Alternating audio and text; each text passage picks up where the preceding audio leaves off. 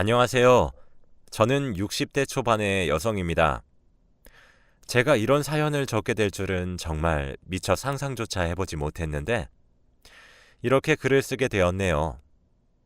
그래도 제가 겪은 일이 집안일이라 어디 가서 하소연을 하고 싶어도 제 얼굴에 침을 뱉는 거와 다름이 없어 누군가에게 속 시원하게 털어놓지 못하고 속으로 끙끙 앓아오기만 하다가 이렇게 저도 사연을 쓰게 되었습니다. 익명으로 제 이야기를 후련하게 털어놓고 저도 이제 마음이 조금은 가벼워지고 싶네요. 제가 이렇게 사연을 보내게 된 이유는 돈 때문입니다. 아무리 돈 앞에 장사 없고 돈 앞에 부모 자식 없다지만 참 제가 이런 일을 당할 줄은 정말 꿈에도 몰랐습니다.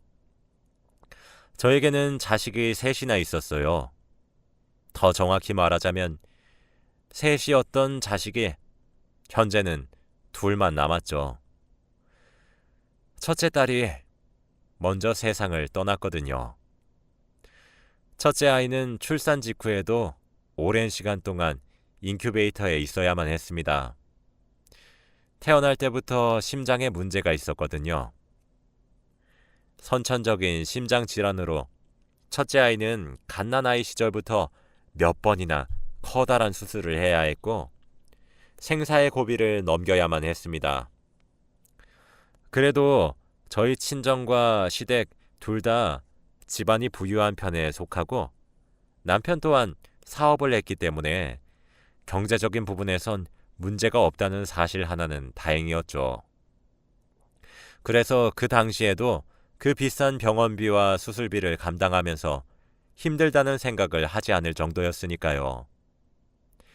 아이가 선천적으로 약하게 태어났어도 시댁과 친정 모두 절 탓하지 않으셨고 오히려 간호만 하는 저를 안타깝게 여기셨습니다. 저를 참 많이 배려해 주셨죠. 딸아이의 수술로 인해 미국 땅도 밟아보고 대학병원 의사와 안면을 틀 정도였습니다. 정말 상상하기 힘든 어마어마한 돈이 들어갔어요.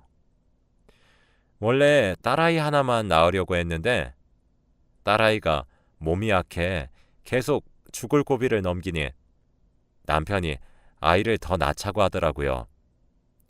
저도 그런 의견에 동의했습니다. 남편은 제게 이러다 큰 딸을 먼저 보내면 우리가 둘째라도 보고 살아야 하지 않겠냐고 설득했고 그렇게 생각하고 싶지는 않았지만 남편의 말이 일리 있다 느꼈죠. 그렇게 두 번째 임신을 하게 되었는데 이란성 쌍둥이가 임신이 되었습니다. 첫째와의 나이 터울은 6살이나 차이가 났죠. 외동딸과 외동아들이 낳은 아이가 태어나고 난 이후 계속 병원에서만 지내고 있었는데 그 사이 태어난 이 쌍둥이 아기들은 양가의 행복이 되는 것은 당연했습니다. 아들과 딸로 성별도 달랐기에 양가에서 무척이나 좋아했거든요. 하지만 10손가락 깨물어 아프지 않은 손가락 없다지만 제게는 아픈 손가락이 있었습니다. 그게 바로 첫째였죠.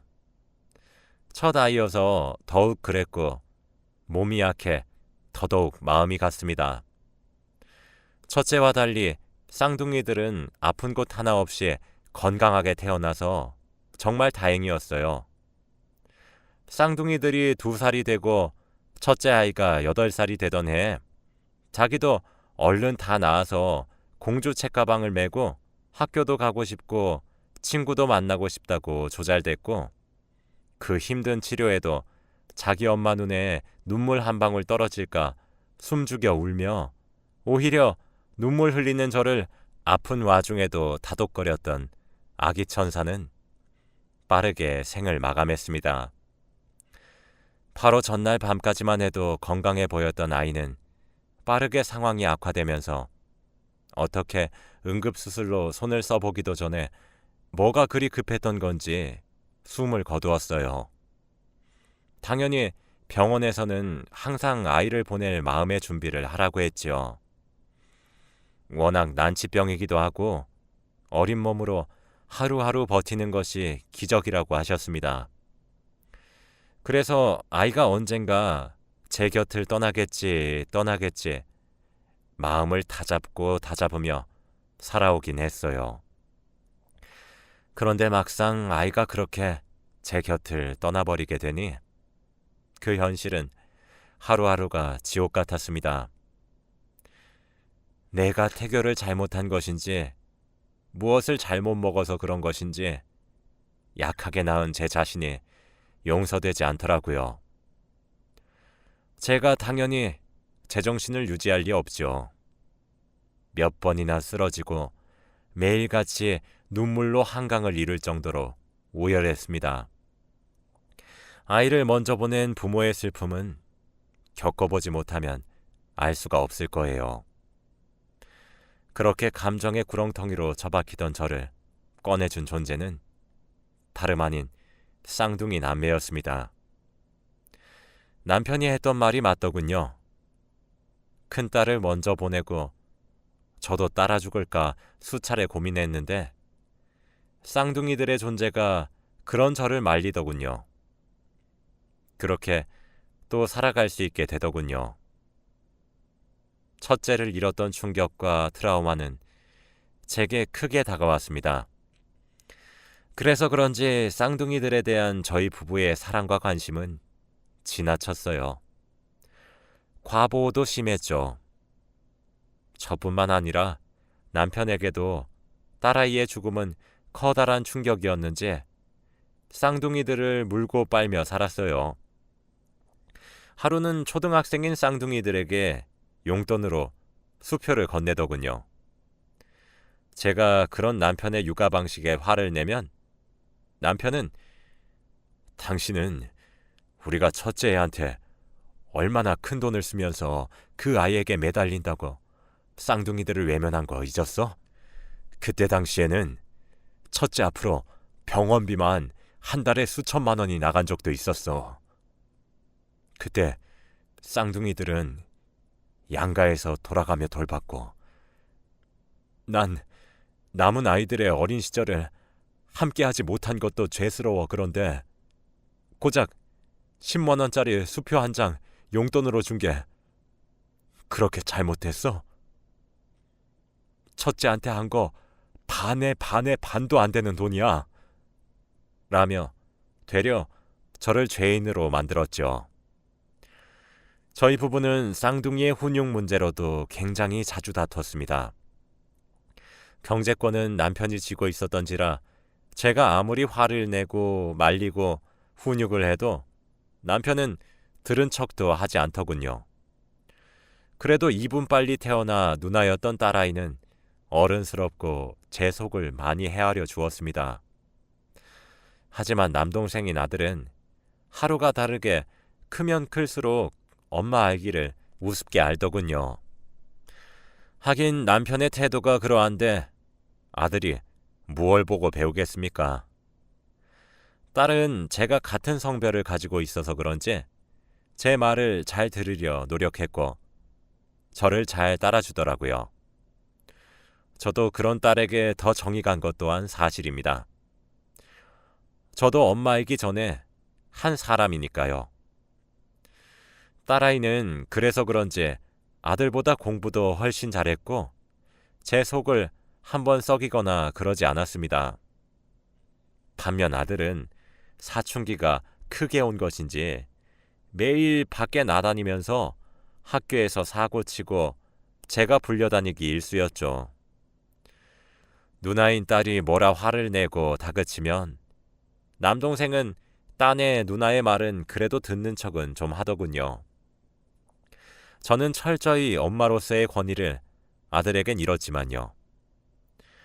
아들은 본인이 아빠의 사업을 이어받겠다 큰 소리만 칠 줄 알지 사실 할 줄 아는 게 아무것도 없었어요. 누나인 딸아이가 명문여고에 입학해 명문대에 입학을 하는 순간까지도 아들은 실업계에 입학을 해 비행하기 일쑤였죠. 그런 환경에서 제가 아들을 다시 바른 길로 인도하기 위해 훈육을 하기엔 권위가 없었습니다. 남편도 아들이 점점 성년이 되어가자 문제점을 느끼기 시작했고 결국 유학을 보냈어요. 하지만 유학을 보낸 미국에서도 술을 마시며 방탕히 삶을 살기만 할 뿐 학교에서 오히려 제적까지 당하더군요. 남편은 그런 아들을 한국에 불러내 억지로 군대에 들여보냈습니다. 그쯤 되니 그나마 듣는 척은 했었던 남편의 훈육도 통하지 않았죠. 남편은 그제서야 아들에 관해 제게 상의를 하려 했지만 저도 마음이 많이 상한 뒤였고 아들이 갱생하기도 늦은 시점이었습니다. 남편은 마지막이라 생각을 하며 아들이 전역을 하고 난 뒤에 본인 회사에서 일을 배우라 시켰지만 그조차도 제대로 해내질 못하더군요. 출근조차 제 시간에 하지 못하는 모습을 보더니 남편은 그때서야 깨달았다고 합니다. 본인 아들이 너무 늦었고 잘못 키웠다는 점을 말이죠. 남편은 늦어도 바로 잡으려고 노력했지만 그럴수록 번번이 아들은 엇나가기만 했습니다. 결국 화가 폭발한 남편은 아들에게 해주던 모든 지원을 끊고 집에서 쫓아냈어요. 어이가 없었던 것은 그렇게 오랜 시간 저를 소외시키고 무시해놓고 모든 것을 잃을 때가 되어서야 제게 엄마 하며 손을 뻗더군요. 저는 그런 아들을 외면했습니다. 제가 한 행동이 엄마로서 지탄받아야 할 행동이라고 하신다면 저도 할 말은 딱히 없어요. 하지만 저도 엄마이기 이전에 한 아이를 잃은 사람이고 뒤늦게라도 노력해 끝까지 포기하지 않아 보려고 노력했었던 사람입니다. 그리고 저도 감정을 느껴요. 남편과 아들의 숱한 무시 속에서 저는 우울증이 찾아왔고 불면증에 10수년이 넘는 세월 동안 시달렸습니다. 그런 제가 삶을 포기하지 않았던 이유는 딱 하나, 제 남은 딸아이 덕분이었어요. 딸아이 하나만큼은 제 말에 귀 기울여 들어주었거든요. 당시 딸도 어렸던 나이였는데 제게 힘이 돼주었죠. 남편은 그래도 아들에게 물려주려 했었던 회사를 딸에게 물려주겠다 선언을 했고 딸아이도 이를 받아들였습니다. 딸아이가 그러더군요. 열심히 살아오고 일궈낸 회사를 저런 기본도 안 된 애가 물려받아 말아먹을 뻔했다고 말입니다. 사실 제 눈에도 딸아이가 더 적합했어요. 명문대에 유학 스펙까지 수재로 불렸던 아이이기도 하고 매사가 성실하고 꼼꼼하며 마음도 따뜻한 아이니 회사에 가서도 일도 잘하고 아랫사람도 잘 살피겠다 싶었죠. 그런데 이 일이 아들에게 커다란 분노를 느끼게 했고 아들은 해서는 안 될 짓을 했습니다. 하루는 집에 혼자 차를 한 잔 마시면서 책을 읽고 있는데 전화가 한 통 걸려왔어요. 그건 병원에서 온 전화였고 응급실이었습니다. 다급하게 병원으로 뛰어갔어요. 남편과 딸아이 둘 다 크게 다쳤고 교통사고였다고 하더군요. 사고 원인은 브레이크 고장이었고 차 속도가 줄어들지 않아 그만 사고가 났다고 합니다. 생각보다 큰 수술에 시댁과 친정에서도 모두 병원으로 한 걸음에 달려왔고 아들도 병원으로 왔죠. 저는 첫째 아이가 하늘로 갔었던 날과 기억이 겹쳐지면서 제정신을 차릴 수가 없더군요. 악몽과도 같은 시간이었죠. 10년 같은 10시간의 대수술 끝에 남편과 딸아이는 다행스럽게도 목숨을 건질 수가 있었습니다. 그러나 의식은 돌아오지 않았죠. 의사 선생님의 말에 따르자면 이틀 내로 의식이 돌아올 것 같으니 마음을 놓으란 이야기뿐이었습니다. 집에도 들어가지 않고 남편과 딸아이의 곁을 꼬박 지켰어요. 하나 있는 아들은 자신의 누나와 아빠가 큰 사고를 겪었다는데도 병원에 얼굴 몇 번 비추고는 말았습니다. 의사 선생님의 말대로 남편과 딸아이는 정신을 차렸어요. 그런데 이상한 소리를 하더군요. 회사로 출근했을 때 멀쩡했던 브레이크가 갑자기 말을 듣지 않았다고 합니다. 보험 처리에 필요하니 저는 남편에게 자동차의 수리를 권유했습니다. 그런데 두 사람이 일어났다는 소식에 병원에 온 아들이 남편을 말리더군요. 똥차여서 사고가 난 것이니 차를 바꾸고 그 차는 폐차나 시키라며 성이란 성은 다 내면서 말이에요. 남편은 말도 들어먹지 않던 아들이 그런 소리를 하니 고맙다면서 감동이나 받고 앉아있는 꼴이 기가 차서, 그래서 제가 따로 남편과 딸아이 몰래 조사를 의뢰했습니다. 자동차의 블랙박스부터 남편 회사 주차장에 CCTV까지 싹 다요. 그리고 전 충격적인 진실을 알게 되었죠. 그 사고는 절대 사고로 일어난 일이 아니었습니다. 누군가에 의해 조작된 브레이크가 제 기능을 하지 못하게 된 것이었고, 그로 인해 아침 출근길까지 문제없던 차량이 사고를 일으키게 된 거였죠. 그리고 브레이크에 손을 댄 인물은 바로 제 아들이었습니다. 그 사실을 알게 되었을 때 저는 정말 믿기지가 않았어요. 아무리 양아치처럼 자랐고 엄마 알기를 우습게 알아도 최소한의 도리는 지키며 살 줄 알았습니다. 자신과 함께 나온 누나와 그렇게 사랑을 해주었던 아버지를 사고로 위장할 줄도 몰랐어요. 전 그 증거들을 따로 잘 보관하고 복사를 해 아들과 따로 만나 눈앞에서 그것들을 보여주었습니다. 그런데 제 아들이 한 행동이 뭔지 아시나요? 전 자신이 미쳤다고, 정말 잘못했다고 눈물이라도 흘리며 빌 줄 알았습니다. 그래도 내 배 아파 낳은 자식이라 잘못했다고 빌면 이 사실을 숨겨야 하는 게 맞는 건가 아닌 건가 하며 정말 어리석은 고민도 했었고요. 그런데 아들은 자료들을 그 자리에서 갈기갈기 찍고 영상을 삭제하며 그 잔해 모두를 자기 가방에 쑤셔 넣더군요. 너 이게 무슨 짓이니? 너 정말 무슨 생각으로 그런 짓을 벌였던 거야? 그거 도로 다시 내놓지 못하겠니? 라는 제 말에 당신 아니었음. 아버지 회사, 내 회사가 되었을 텐데. 라고 하더군요. 다리에 힘이 풀려 의자에 털썩 주저앉은 저를 보더니 도망치듯 빠져나갔습니다.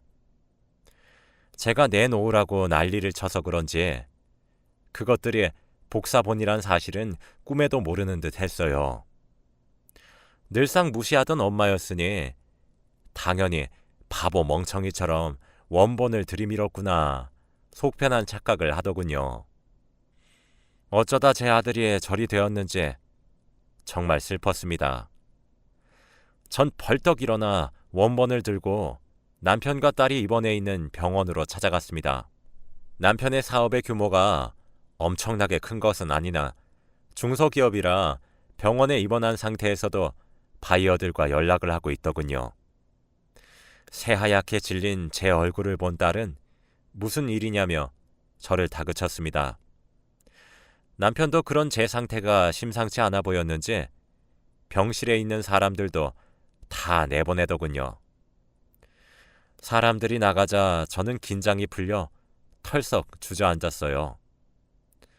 그런 제 모습에 남편과 딸은 놀라 성치도 않은 몸으로 제게 다가왔어요. 그리고 그때부터 제 입은 진실만을 말하기 시작했습니다. 남편과 딸은 입을 떡하니 벌리며 믿지 못했죠. 하긴 어느 가족이 자신들을 죽이려 들겠습니까? 보험금과 회사를 노리고 말이에요. 남편과 딸은 제가 들고 온 증거를 보더니 분노를 감추지 못했습니다. 남편은 아무것도 모르는 척 아들을 불러들였고 눈앞에 모든 증거를 던지면서 네가 그러고도 자식이고 인간이냐며 분노를 감추지 못했죠. 아들은 모든 것이 제 탓이라며 저를 죽일 듯이 노려보더군요. 우린 그 자리에서 경찰을 불렀고 존속 살인 미수 혐의로 법의 심판을 받게 했습니다. 남편도 그쯤 되니 아들에게 모든 정이 떨어진 모양이더라고요. 결국 법은 저희 가족의 편을 들어주었고 아들은 그렇게 징역을 살게 되었죠. 죄질이 매우 악하기 때문이란 결과가 나왔습니다. 남편은 그 이후 제게 진실된 사과를 했습니다. 늦어서 미안하다고 말이에요. 제가 헌신에 키운 딸아이는 저렇게 잘 자라주었는데 아들이 저렇게 된 것은 모두 자신의 탓이라며 이제껏 소외시키고 무시해서 너무 미안하다며 사과를 하더군요. 어쩌겠습니까? 미우나 고우나 제 남편인 것을요. 저는 그 사과를 받아들였습니다. 사실 남편은 그 이후 아들을 호적에서 파내려고 사방팔방으로 알아보았으나 친생자의 부모인 이상 호적에 파낼 수도 없더라고요.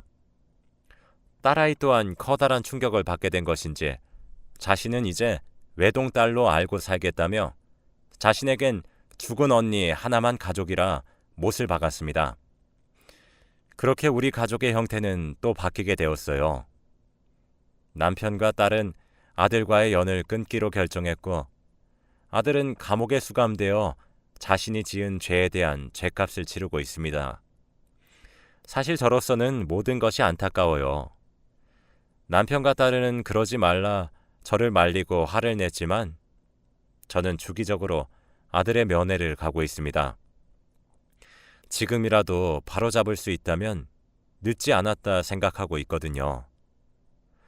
아들이 죄를 뉘우치고 새 삶을 살겠다는 의지를 보이기만 한다면 저도 옆에서 도와주고 싶어서 말입니다. 제가 좀 더 쌍둥이들에게 충실했다면 결과가 달라졌을 거고 첫째의 목을 덜 매달고 살았다면 남편에게 신뢰를 얻을 수 있었을까요? 시간을 돌릴 수 있다면 참 돌리고 싶은 마음이 굴뚝과도 같습니다. 지금 아들은 징역을 살게 된 지 2년이 흘렀어요. 다행히 아들은 죄를 뉘우치는 듯 보입니다. 남편과 딸아이는 여전히 싸늘한 반응이지만 제 강경한 반응에 모르는 척하며 넘기려 애쓰고 있는 것 같아 고맙기도 하며 마음도 무겁습니다. 아들이 저번에 제게 그러더군요. 자신을 왜 안아주지 못했냐고 말이에요. 그 말을 하며 눈물을 흘리는 아들을 보니 오히려 아들이 저를 소외시킨 것이 아니라 제 생각에 스스로가 사로잡혀 딸아이만 이뻐했던 것은 아닌지 되돌아보게 되었습니다. 아들은 남편과 딸아이에게도 진심으로 사죄하며 연락을 하기 위해 노력 중이고 뒤늦은 엄마 노릇에 마음을 열어가는 중인 것처럼 보여요. 남편과 딸아이도 아들의 사정을 듣고 그렇게 마음의 상처가 많았던 것인지 생각이 많은 듯합니다. 앞으로 우리 가족은 행복할 수 있을까요? 저는 다친 아들의 마음을 위로해 다정하고 화목한 가정을 이뤄가고 싶습니다. 이렇게 익명으로 이야기하니 참 후련하네요. 제 이야기는 여기서 끝입니다. 긴 이야기를 들어주셔서 감사하고 많은 응원 부탁드리겠습니다. 감사합니다.